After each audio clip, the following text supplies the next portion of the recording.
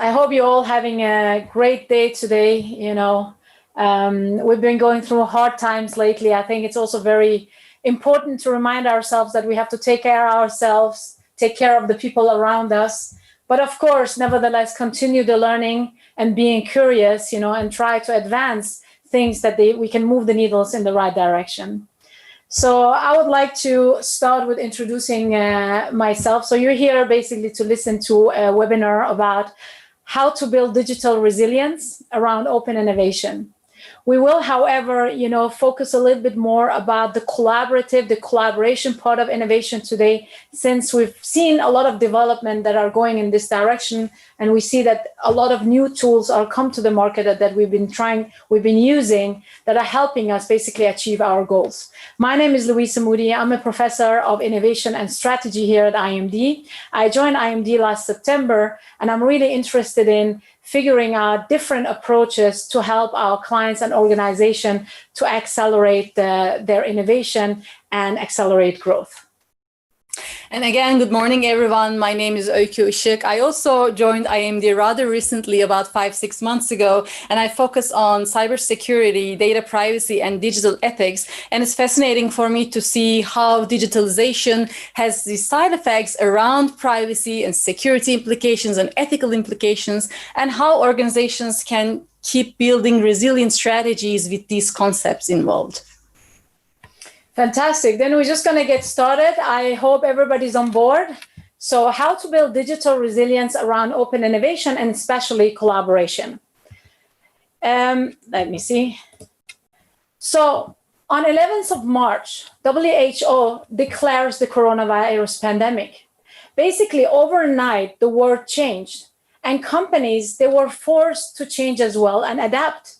Not only to add value and continue creating value for the stakeholders and customers, but really also to survive at the beginning. What we've been seeing the last 7.5 months, it's basically a lot of some of the trends that were already ongoing before COVID. They got a big push, right? They got accelerated, but we also saw the emergence of some new ones.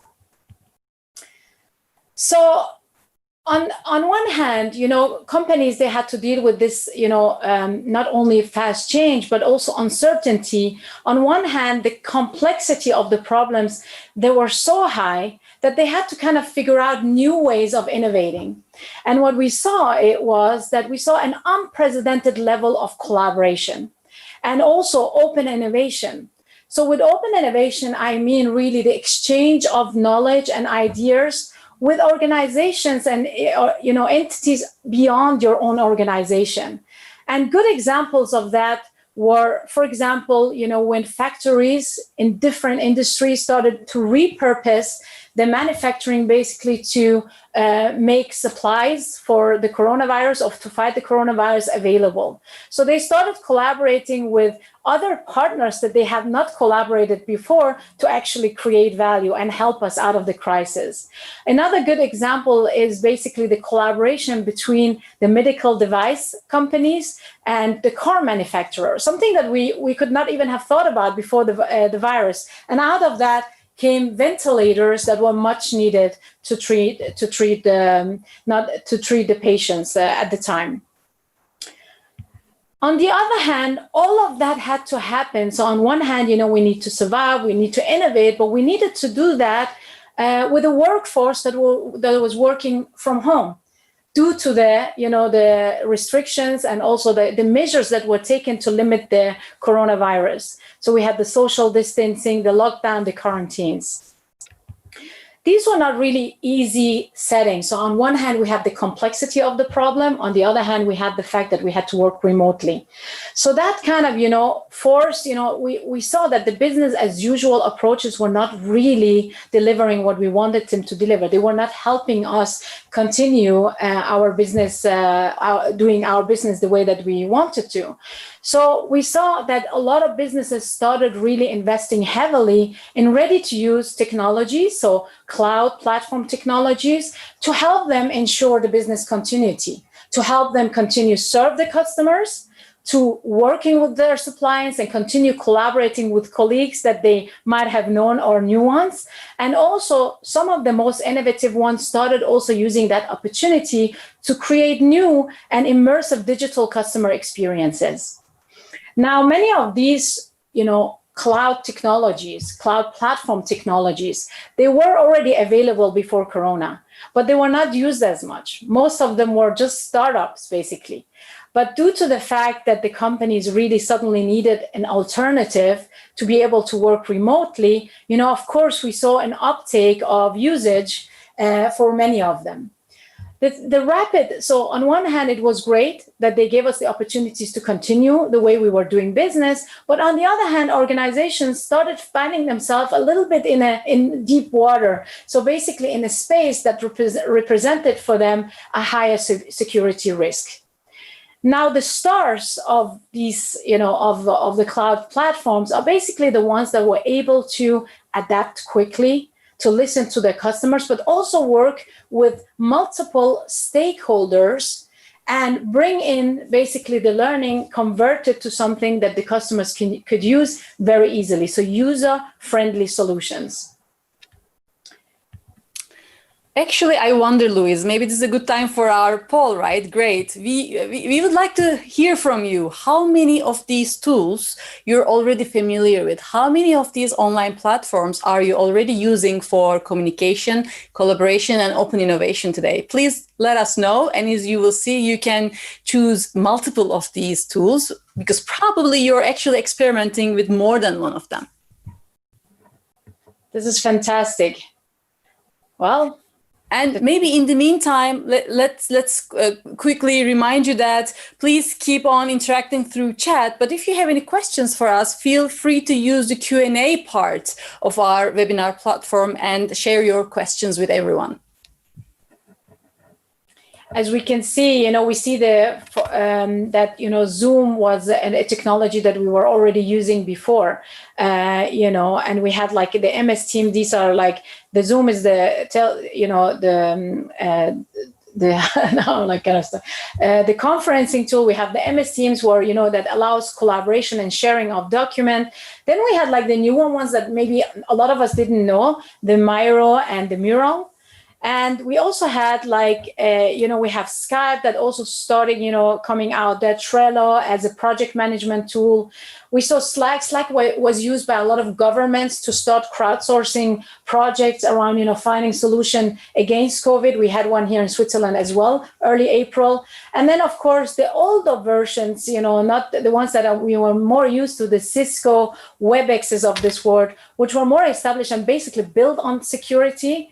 We had like the choice of all of these. Now, you want to comment a little bit, Öykü, the results? Yes, let's take a look at results. And indeed, as you see, Zoom this is what we also expected to see. Zoom is definitely leading in terms of being in use by you, followed closely by MS Teams. This is very relatable for us as well. Here at AMD, when it comes to executive education, we're actually trying to offer possibilities on both platforms. I think it's also very interesting to see because actually MS Teams was a technology that a lot of companies had already internally because it provides a high level of cybersecurity mitigation as well. So this one we see it was basically something that the companies have been trying to adopt over the last couple of years. But what I think is really interesting is the Miro and the Mural of these words. These are the ones that are allowing virtual collaboration, so visual virtual collaboration. A lot of people are experimenting on this level right now, but of course, it's going to take a little bit of time before we get used to them and really understand what it is that we can use them for and what kind of business requirement that they will be able to serve us with. So maybe we'll move on. Thank you very much for participating in the poll. So while the focus was a lot around, rethinking new ways of working and adapting new technologies within the last basically 8 months, we've also seen that the focus has also been around speed.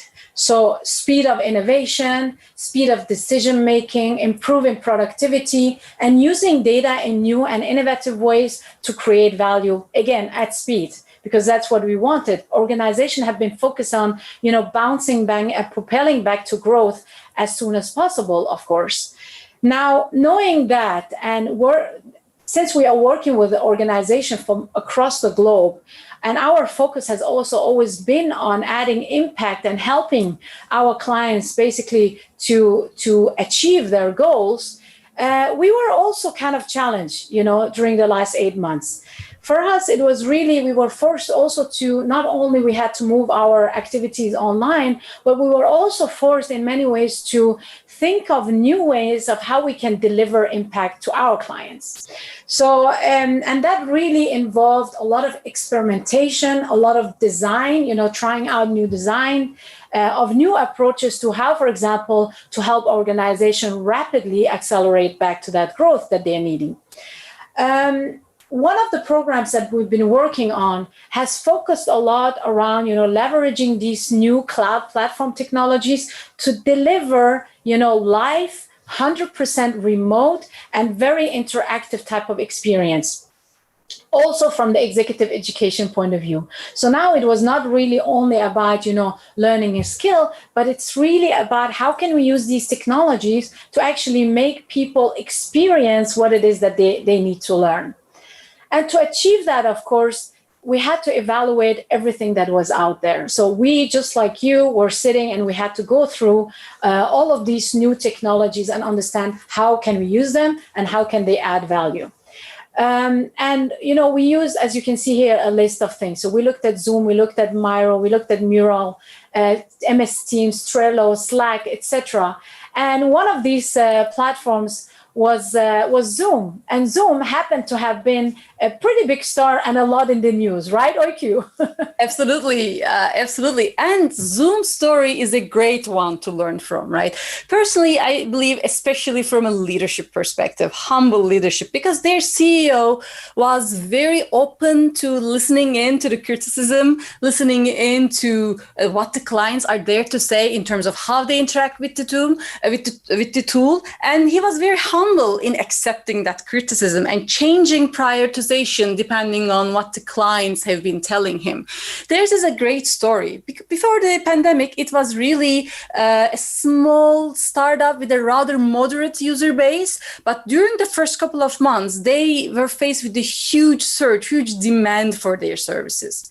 Why? Compared to the many of the other tools that Louise was talking about, it was one of the most user-friendly tools out there that was easy to adopt. So in a very short amount of time, they had to show the capability to rapidly scale up while keeping that user-friendliness still and answer to that need, right? But of course, being suddenly so popular, they became under the spotlight. And also we have to recognize they became a lucrative attack surface for hackers to try and take advantage of. But as a result, everybody was paying attention to Zoom and its shortcomings. And some of you are already writing in the chat. Exactly, that's also what we heard. Many organizations banned Zoom. Here, while we were trying to adapt to the new normal, when we were trying to get our programs online, while interacting with clients, we heard that several times, saying that, sorry, no to Zoom, our security policy has been updated. We are not allowed to use Zoom anymore. But of course, since then, they have significantly improved their security stance. There were so many instances that we heard Zoom on the news, like Louise said. We first heard about Zoom recordings being found online because they were on unprotected servers. We heard about Zoom installers opening backdoors because they were infected with malware, which is malicious software to harm or open backdoors to your systems. We heard about several vulnerabilities, like the vulnerability in their chat rooms. But rather recently, we heard about Zoom bombings, right? I think that was the biggest news item we heard Zoom on. People finding meeting IDs of meetings that were not properly protected and inserting themselves into these meetings just to either disrupt the meeting simply or to eavesdrop on the potentially sensitive conversation. But truth be told, most of these vulnerabilities were not necessarily Zoom's fault. Even, for instance, the Zoom bombings, at least the majority of them, could have been prevented if the host of the meeting had looked in more detail to the security settings of Zoom. They could have either password protected these meetings, they could have locked the meeting room after everyone is in, or even introduced a virtual waiting room, like, for instance, you experienced in this webinar. These would have already significantly eliminated many of those Zoom bombings. But this amplifies basically the importance of the end user understanding the tools that they are using for collaboration, right?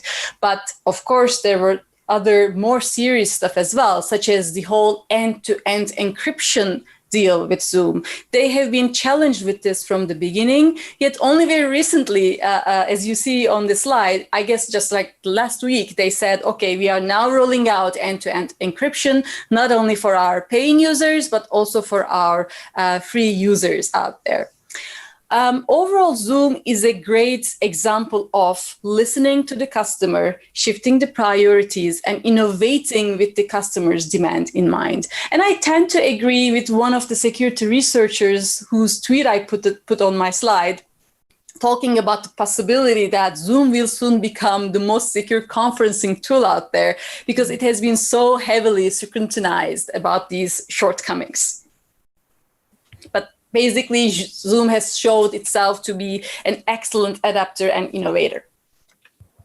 But when you actually take a step back and see the big picture, Zoom is only one example of platforms that soared in usage during the pandemic time. And as a company, is only one example of a company that struggled with cybersecurity challenges.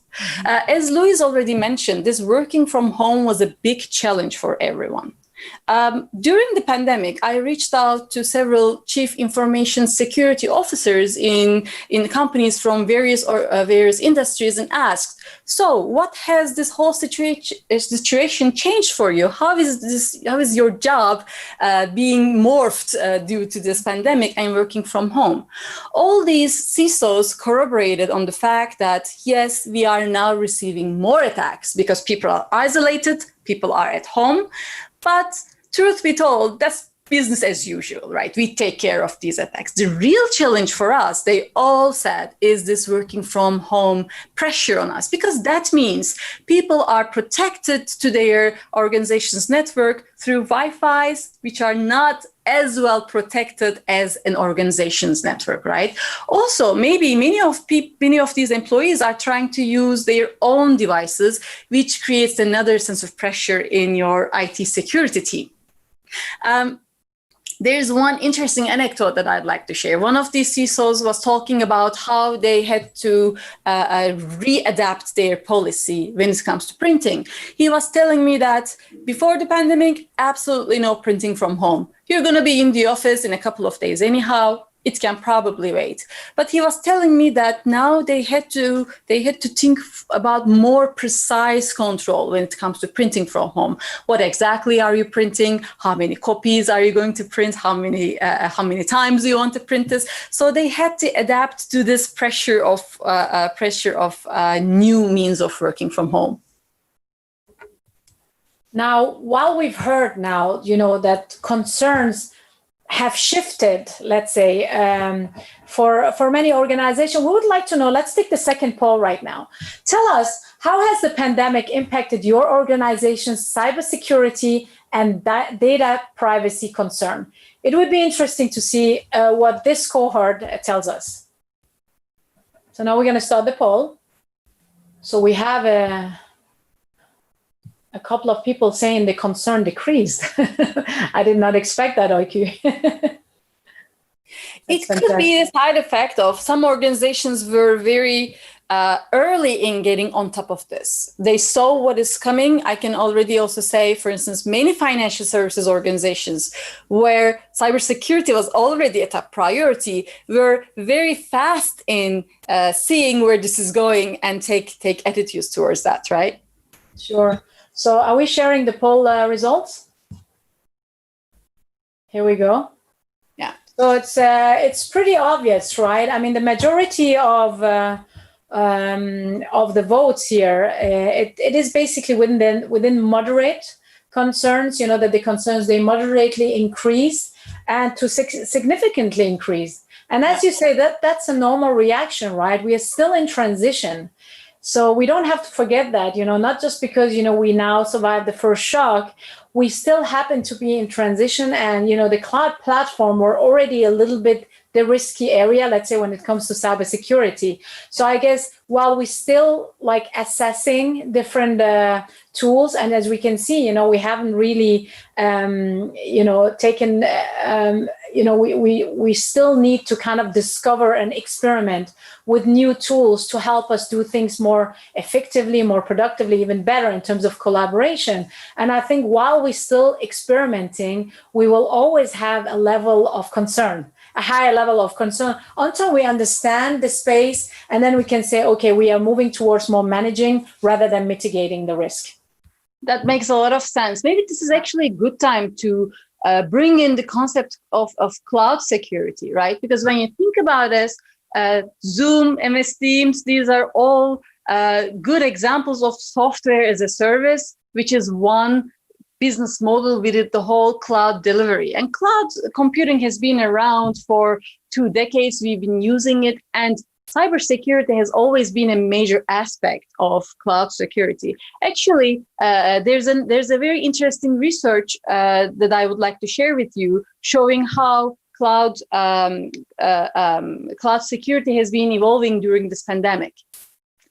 In the next slide, actually, we do see the research from this, what is the name? You see on the slide, Cybersecurity Insiders research. This data was collected in May, so right through the pandemic, and that shows us, from a global set of respondents, that shows us the majority of the organizations are moderately to extremely concerned, just like you answered in the poll.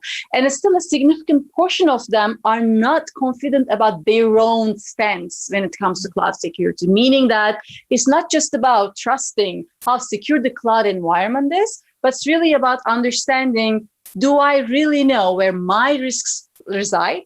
Do I know which tools pose what kind of potential attack surfaces for my organization? Do I really thought about all the details with my cloud vendor out there? So we do see this is still a key issue despite continued rapid adoption of cloud. And the main driver for this concern is, as you see, data loss, leakage, data privacy, and confidentiality. For those of you, which I imagine majority where GDPR is the concern, this probably does not surprise you, right? And when you think about cloud service offerings out there, our organizations consume the biggest chunk of this cloud in the form of online collaboration and communication technologies, just like Zoom, right? This is the major cloud services that are out there. And then given this reality, and also adding on to the fact that there is significantly increased sensitive information being stored on the cloud, it becomes more important to understand how the cloud security system works and the critical aspects of it. And some organizations have enough resources to dedicate to doing this homework of understanding the weak spots of the IT security in general, can go and, like in the anecdote that I shared, can go and do this research on their own cloud service providers. One of the CISOs I talked to told me that his red team, which is the offensive team that goes and actively looks for vulnerabilities, found a 0-day vulnerability, which means a vulnerability that nobody knew existed before. They found this vulnerability and informed the cloud service provider so they can patch it up. This is a huge event, but of course, not every organization has the resources to be able to figure this out. That's why it becomes important to understand this shared cloud security model. Now, what you're seeing on the slide is a vendor agnostic look into a cloud service security model. I want to make one comment here about cloud services in general. Now, we are, especially with the pandemic, the demand on cloud is ever increasing, right? They say we are cloudifying more and more. The services we receive from these vendors are top-notch, so are the securities. It is safe to assume that majority of these public cloud service providers do a great job in security, maybe even better than some organizations who could afford to create on-premise security, right? So we need to recognize the fact that this is something they are already actively working on. That being said, we should also keep in mind the responsibility is still to be shared. If you look at, for instance, Amazon Web Services, which is the main player of public cloud, or Google, they all have a very similar table on their websites telling you that we take care of what is off the cloud, so the infrastructure, the physical security, in some cases, platform security. But you, our dear client, you are responsible from your own data. The data, who accesses that data, and all the governance and compliance related aspects are your responsibility. From the early days of the cloud, this line of responsibility has always been a point of discussion, and it is something that is often overlooked. I think there are some key considerations we can talk about when it comes to this shared responsibility.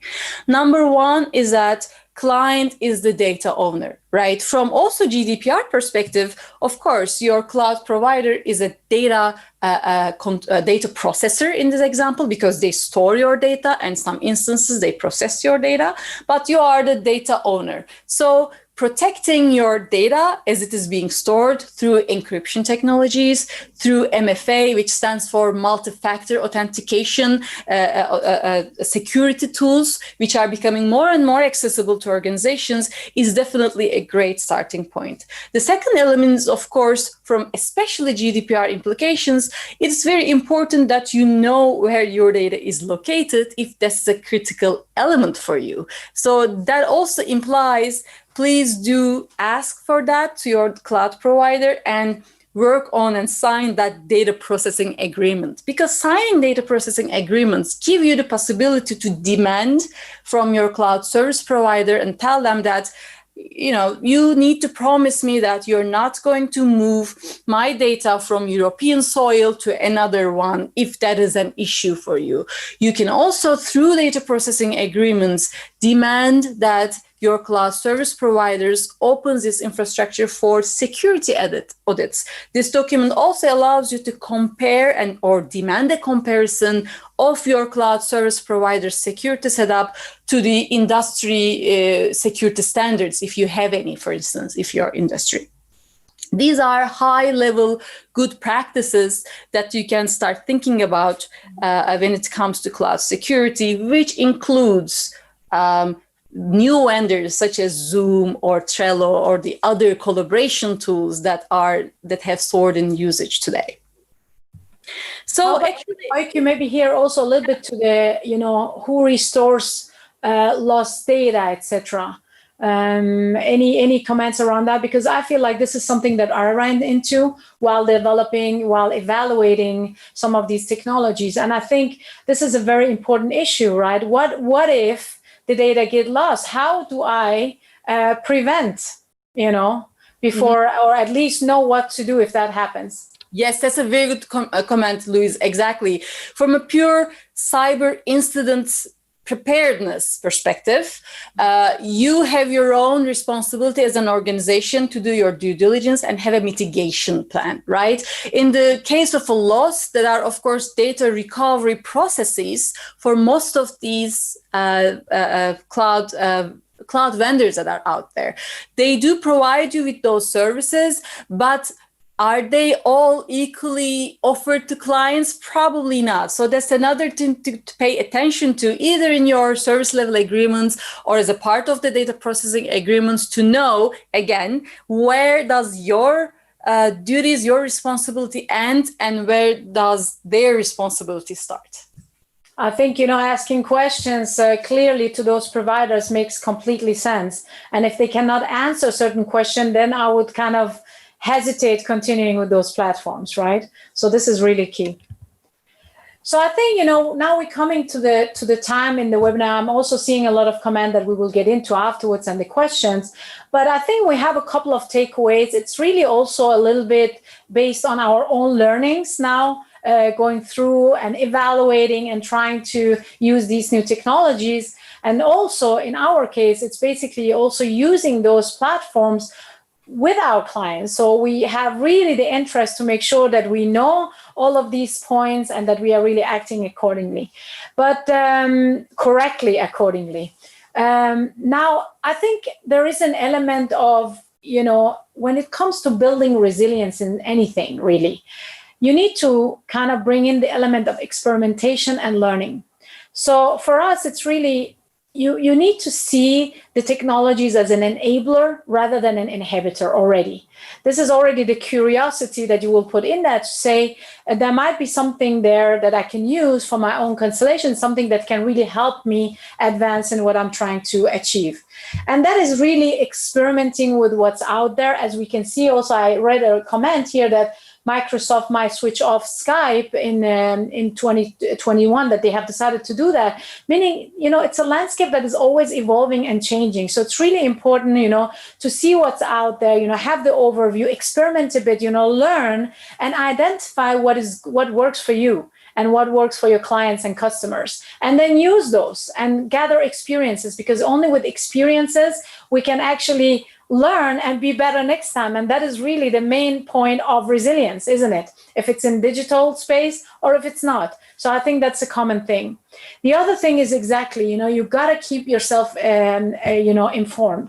So while I started here at IMD working with these new cloud platforms, we started already in April, and we've been doing it the last 7.5 months. And actually on the way, we had to adapt a lot of things because there would be changes, right? Even though we identify the platform, we say these are useful, but they were changing and evolving. And of course, they were trying to meet the demand out there. So it's super important to continue that, the keeping an eye proactively on the developments that are happening, since we are still in transition. Nothing is written in stone yet. And knowing that the digital technology landscape, it's a rapid changing one that needs a lot of attention. So I think these are definitely like the main, let's say, the basic takeaways I would like to give to you. Mm-hmm. And also we can tie this to the important concept of the day, the digital transformation, right? And we talk about our algorithms, we talk about our data as the core assets today. So knowing your responsibilities as the data owner, and especially given the fact that you're probably dealing with multiple cloud vendors, not one, and understanding how that shared responsibility model is managed becomes even more critical. And finally, just piggying back on what Louise said about resilience, specifically when you talk about digital resilience, you do not only talk about detecting and preventing things that can go wrong, but you're also talking about having a plan, having a strategy for responding to those threats. We all know that there's no 100% secure system. And you know how they say about cybersecurity, there are organizations who are hacked and the ones who will be hacked. So this is the reality of today. So instead of trying to minimize and eliminate the risks, which is very difficult, if not impossible, the focus should be on managing and mitigating the risks. I think we can draw the parallels there, Öykü, to the COVID altogether. Oh, absolutely. The pandemic, it came on us. We put up those boundaries. People, they were really trying to eliminate and basically get rid of the virus. But what we are realizing more and more is that we got to live with it. We have to manage it the best way possible. And I think the parallels are pretty valid. Absolutely. So. Oh, thank you, Louise. I just wanted to add these two further readings. If you're interested in understanding why you should care where your data is located, right? It may not be the case for everyone, but many organizations prefer this to be easier to implement aspect from a GDPR perspective. So there is some two links for you to read more about, and of course also on the cloud shared responsibility model if you're interested in reading a bit more about these topics. Maybe we can take some questions. What do you say, Öykü? Should we? I see one here. Maybe I can read it out loud. It's from Jose. So basically, Jose. Does shared responsibility cloud require risk sharing and so a contract with the foreseen liabilities? Amazon, as example, is a giant and difficult to negotiate risk sharing. They have an enormous negotiation power. So do we have to maneuver, like a move to smaller cloud providers where we have more bargaining power? I'm gonna answer the part of the innovation here, and you can answer the part of the cybersecurity. Yes. So I believe what we've seen, and also from IMD perspective, for example, we've been able to, so the crisis and the rapid change gives us also an opportunity for innovation together with other people. So what happened was that we were actually working a lot with Zoom to get new features that they didn't have available for our setting that other users could also profit from. So they were really open to discussion and trying to understand what the needs are. And we were able, basically, in a way, negotiate new features, right? So this is from the innovation point of view. But I think from the security point of view, I think Öykü will give an answer to that. Yes, Jose is absolutely right. It's very difficult. Imagine you create your own data processing agreement and try to have Amazon sign that, right? So from a negotiation power, he's absolutely right. And personally, I'm well aware of the fact that they have their own data processing agreements that they give to you, to the client. And there comes the negotiation aspects a little bit, but you're absolutely right when you say that smaller cloud providers are more willing to accept your terms compared to Google and Amazon. That's definitely the reality today. Then we have a question. This is a little bit off topic, but I can answer it. So the first question from Fred: how sustainable are those innovations such as GE Ford alliances? So basically what you're asking me is, we have these new collaboration that we saw, coming up to find the COVID, and how sustainable is that? Would that last? I think, like a lot of things in this world, right? We don't do something, we do something, and then we get excited about the successes. We see certain success, and then we start thinking, why not? So yes, open innovation basically expanded, like in terms of, there was a huge increase in collaboration and alliances now in the crisis, really to find solutions together. But I think what's going to come out of this is that organizations that were maybe not that open before, if they had let's say, the opportunity to collaborate and open up, they would have seen how great that is and how valuable it is. Today, we're moving in a world where we are trying to generate value together. No one company will be able to generate value all by itself. It's all about ecosystem. It's about moving together, getting together, sharing knowledge, and, be of help to actually move the needle on some of the things that are really most needed in this world. Mm-hmm. Do you have any...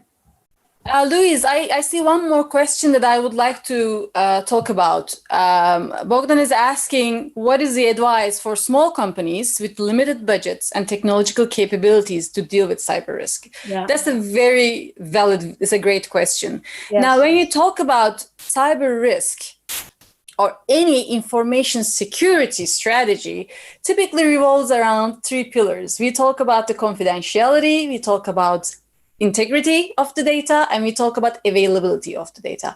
Any organization that is building business models around data, or even if not, should think about what is the most important thing for me. So that comes risk management in, right? What is the ultimate resource, ultimate asset that you're going to protect?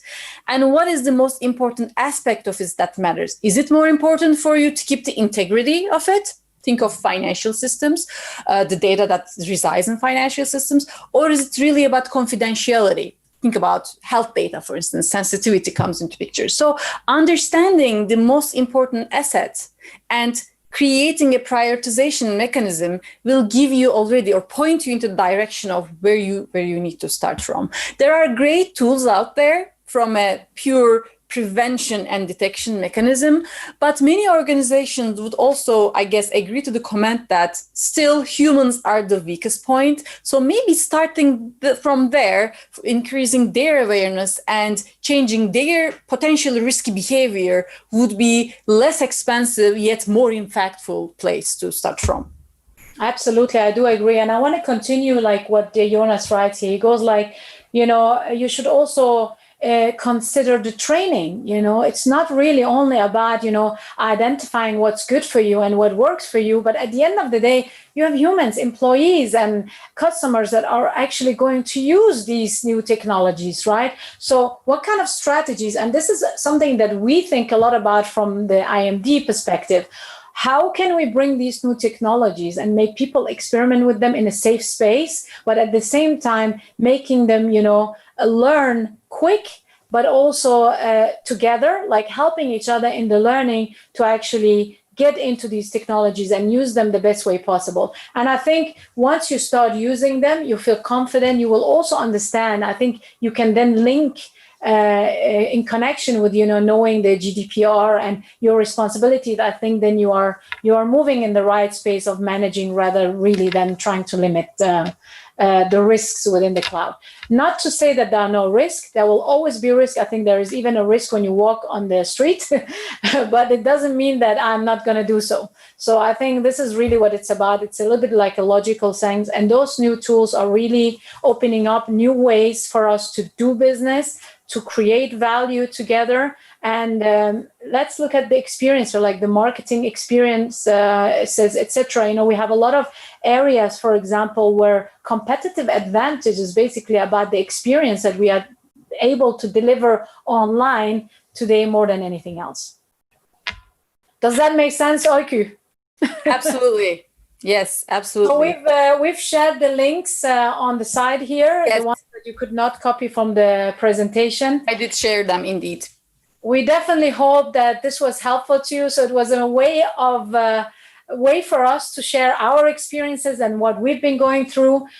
We think it's still a super topic that we want to continue, digging into going forward. But thank you very much for joining the session today. I hope you learned something. I hope you got curious, and hopefully we'll see you again next month for our next webinar. Absolutely. Thank you for your attention. Thank you for your time, and thank you for the great questions. Thank you. Bye.